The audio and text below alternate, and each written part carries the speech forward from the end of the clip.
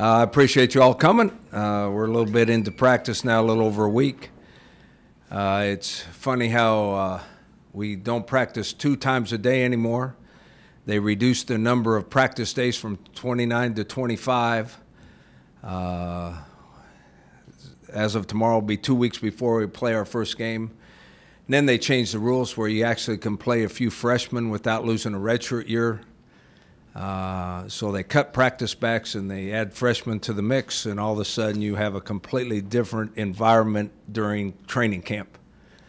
Much more difficult, and if you have a veteran team, it doesn't make much of a difference. If you don't have a real veteran team, you start worrying about what's going to happen come game day, and we don't have a veteran team. We only have 14 seniors total.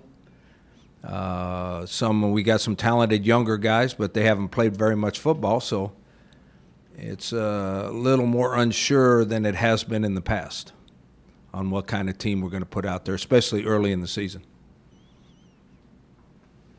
Rocky, the rule change about the freshmen being able to participate and not lose redshirt status, is that actual game time, or is that?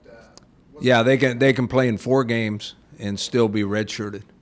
And it doesn't matter which 4 games. It could be the first 4. It could be 4 intermittent throughout the season. It could be the last 4. It doesn't matter. I think it was a compromise. I'm for 5 years of eligibility. If you're going to let them play for 5 years. But I think there's a group of us coaches that are for that and a group of coaches that aren't for freshmen playing at all. So I think it was a compromise between the 2 sides. So are you happy with that compromise? Yeah, that's fine. I don't care either way.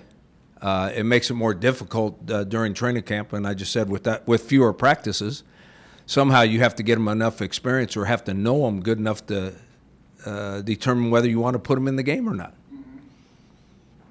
What's the logic behind not wanting them to play at all, and what group is it that you think is behind that? The logic behind them not playing at all is a theory from way past, where the freshman year is the hardest on them. It's the first time away from home. It's a transition that most of them haven't done before. They're playing against much better competition, so they're a lot better off concentrating on school the first year, getting bigger and stronger, more mature, getting used to living on their own before they actually have to play in a football game. Makes a lot of sense to me.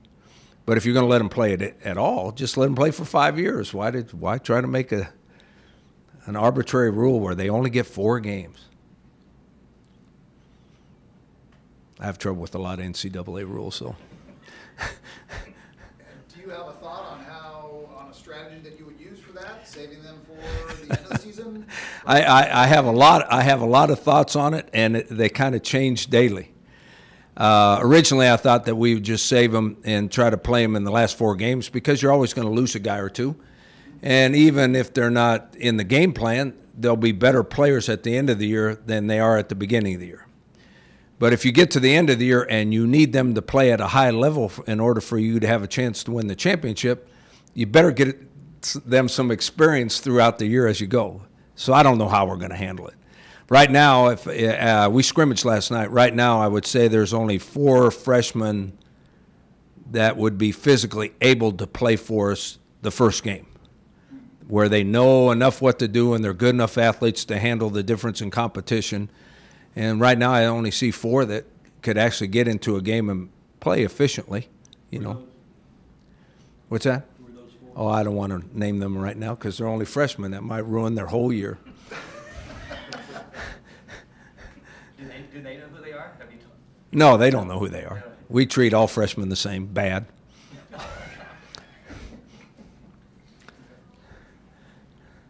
So on Fox Sports this morning, you were talking about your secondary. How much of a concern do you think, just you guys being young, because you said that's kind of how a game is lost when you blow assignments, because you were kind of disappointed yesterday in them blowing a couple of coverages. So how do you think? Well, I think we have a couple young safeties that are going to start for the first time. Haven't played hardly at all, and that's the quickest place to lose a game. I mean, if they're supposed to cover a guy man-to-man, they don't cover him, and that guy catches a touchdown pass. I mean, they might get beat, but at least there ought to be somebody chasing the guy. And last night we had a guy, for those that understand this, we had a guy that had deep half, or we have 2 guys back there that are supposed to stop all deep passes, and if a run breaks, they're supposed to make the tackle so we get to play defense again. Well, last night, if you watched the scrimmage, which you did, there was a guy running right down the middle of the field that caught a long pass, and there wasn't a safety anywhere close. And that was what we call cover two. That meant there were supposed to be 2 deep safeties back there.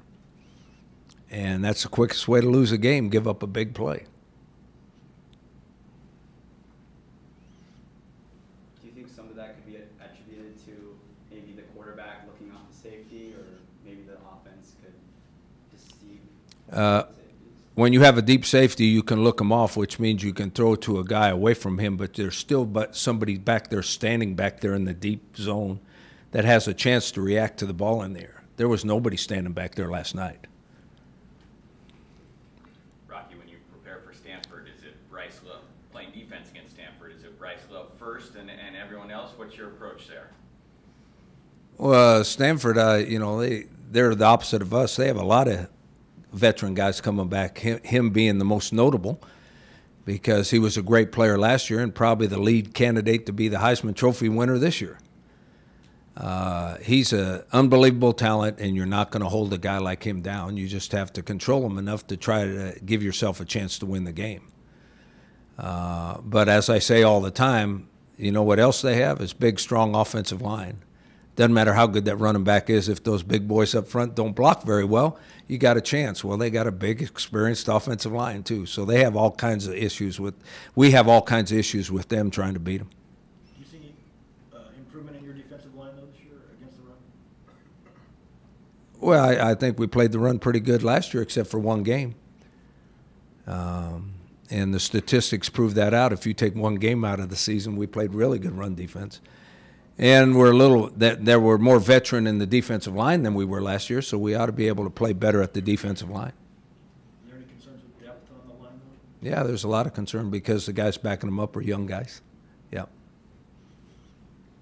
Against Stanford, are you more focused on probably like running the ball and playing keep away from Bryce Love, or just focusing on Bryce Love and just stopping him in general?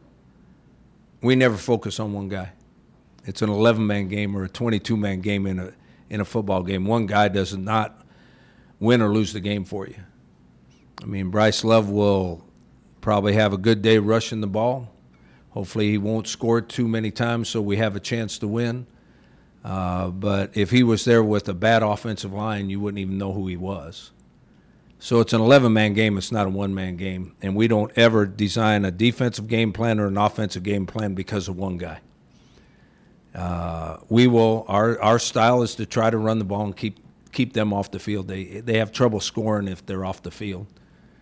So our plan is to do like we always do, is try to control the ball and keep them off the field. That's the best defense we can play. In terms of veteran leadership on defense, have there been any players that have stepped up so far from camp? Well, I think we have a lot of them. Our program is designed that all the seniors are leaders.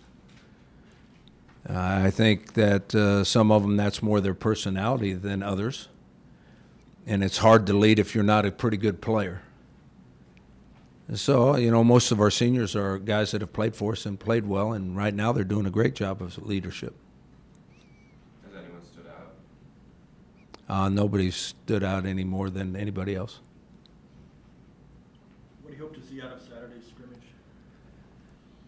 I hope to see better than what I saw last night. We scrimmaged last night. I hope it's better on Saturday. I mean, I was impressed last night with our enthusiasm and our physicalness. I was unimpressed with our number of assignment errors and mistakes that we made. You can be a very aggressive, hard-nosed football team, and if guys are not in the deep half when they're supposed to be in the deep half, guess what? You're going to lose anyway. But one of the fundamentals of football is to run around fast and try hard. And we're running around fast and we're trying hard. We're just not real good at it yet.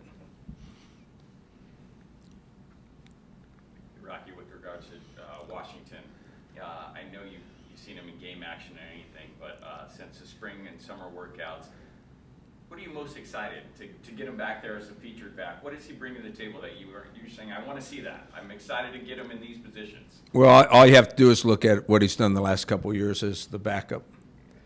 I mean, I don't see if our offensive line plays well, which we expect them to do. I don't see a real drop off there, because he's a very talented guy in his own right. I mean, he already has 2 kickoff returns for touchdowns.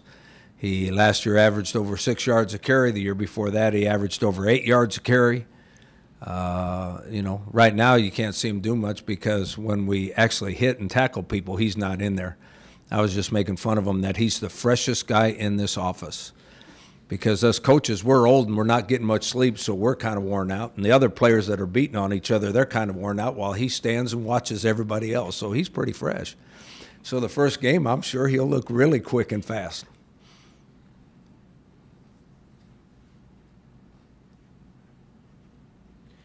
One other thing on Saturday's scrimmage, how often do you see guys emerge in that and that really makes an impact as opposed to any other time of the year?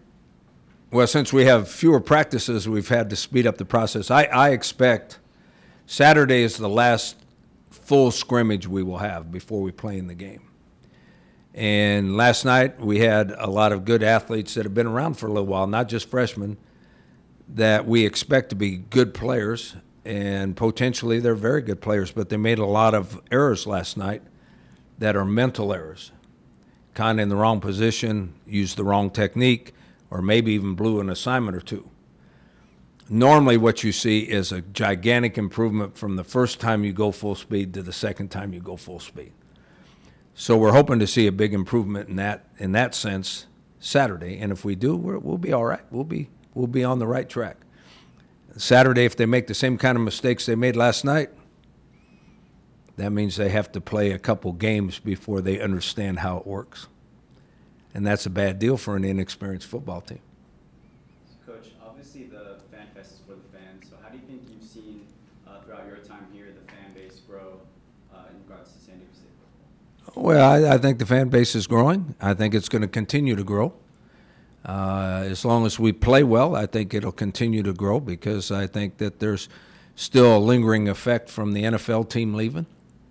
And sooner or later, people are going to get tired of driving to L.A., and then they're going to want to see a football game, and I guess we're the show in town. So I think it'll continue to grow. I think that the fact that we've led, I think the last 2 years we've led our league in attendance, proves that out. When you look at the student section, it proves that out. So I think that'll continue to grow, and I think it'll get bigger. And if we are lucky enough to get a new stadium, it'll be unbelievable around here.